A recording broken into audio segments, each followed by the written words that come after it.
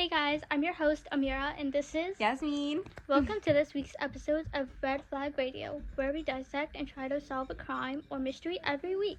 Make sure to subscribe to hear more episodes weekly.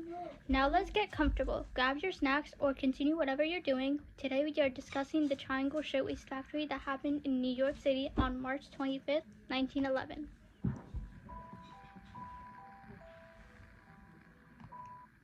Let's first get some context into this industrial disaster. The Triangle Shirtwaist Factory specialized in blouses or shirtwaists and had many young girls working at the factory as young as 14.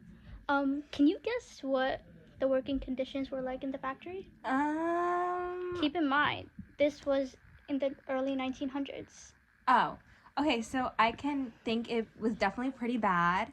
The girls were definitely like working all day. The conditions, I'm guessing, were like definitely unsanitary. I'm not confident, but like keeping in mind that like the time period is the 1900s, that's what like I can assume. Oh, as well, I can think that the girls would probably like immigrated here, so I definitely like a lot of immigrants who need the money. You're right. Yay! Let's dive in. This was so interesting to research, and someone recommended this case to us. Before we start completely, if you want us to talk about a specific case, please go to our Instagram in our bio and complete the form. Every week, me and Yasmine alternate research based on the case that was voted on. Yep, please go to our Instagram and stay updated for our new weekly stories, and follow us on like Spotify, Apple Music, and like other platforms. And like our usernames, Red Flag Radio, they're all the same for all the platforms. Alright, time. Okay, let's start the podcast. March 25th, 1911 was a normal day for many. A lot of people were heading to work. Streets were bustling and busy like any other day. Around 4:40 p.m., a fire started in a building in New York. Actually, let me restart. So basically March 25th, 1911 was supposed to be a normal day for everyone, and they all went to do whatever they did every day. But Whoa! The universe had other plans for that day. Like around 4:40 in the afternoon, some people suspect that someone threw their cigarette in the trash can.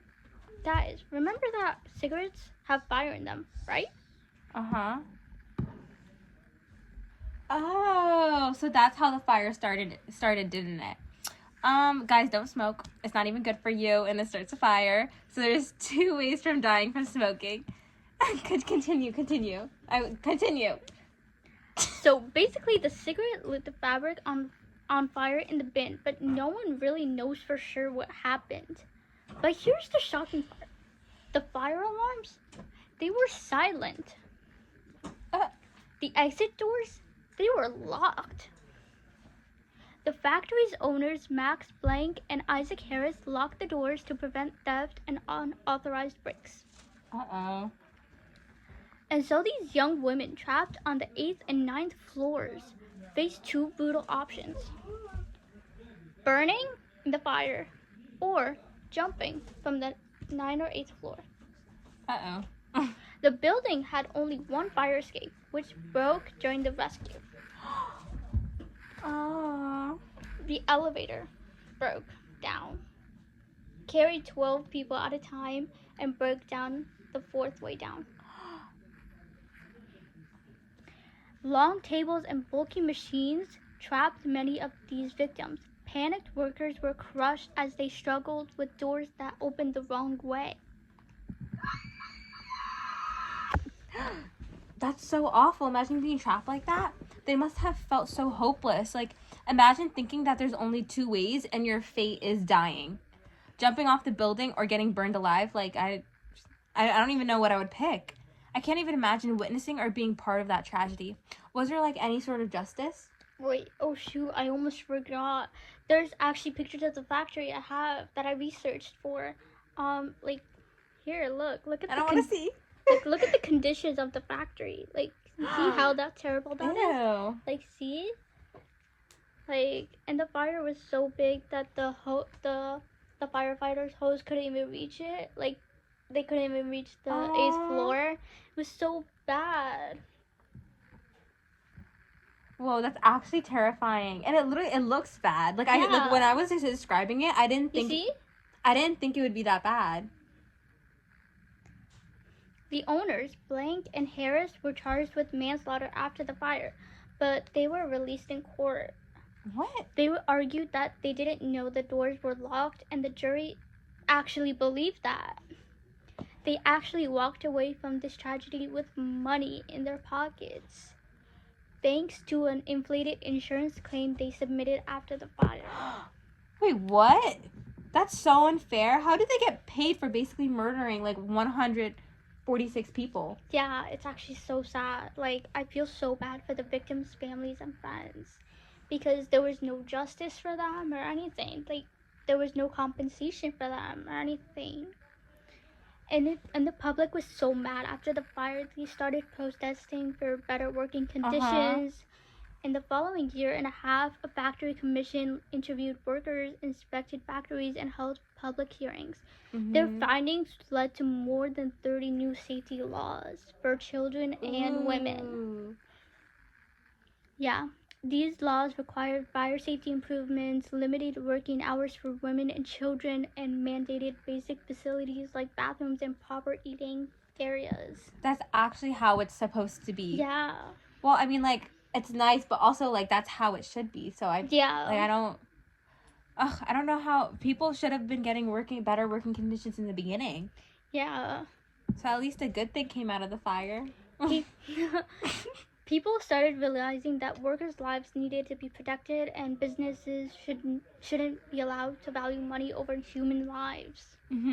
I guess, I mean, like, that's something at least. It's still so sad to think about the deaths that it was, like, over 100. That's almost 200 people. Yeah. And, like, that's how it made it realize that we should start these safety laws. Like, that's like, insane. Almost 200 people in 18 minutes dying. 18 minutes? Yes. It took 18 minutes. From start to heck? finish. Like, oh my god, that is crazy. Uh-huh. Like, nearly 150 people dying in 8 minutes, burning or jumping off of the building. Like, that's so terrifying. Like, and the witnesses on the street had to witness all that. Like, it was just mad. Yeah, I don't know. Like, for me working now, like, I don't take breaks, but also, like, I can use the bathroom whenever I want to. I can eat whenever I want to. I'm not locked out. That's how it should have been. But it shows how far we've come, and in a way, how much we owe to the workers who lost their lives in the Triangle Shirtwaist Factory Fire. Their tragedy led to laws that would protect future generations. I mean, I can't even imagine it now. Yeah. Like, imagine that was happening now. Did they ever get, like, did Blank and Harris ever get, did they ever have, like, a retrial? No. They walked away free. Completely. That's insane. Yeah. But that's all for this week. Tune in next week for our next episode. Yasmine will be covering next week's topics. Go to our Instagram and fill out the form for the next topic. See you all next week. Yep, see you all next week. I will be speaking.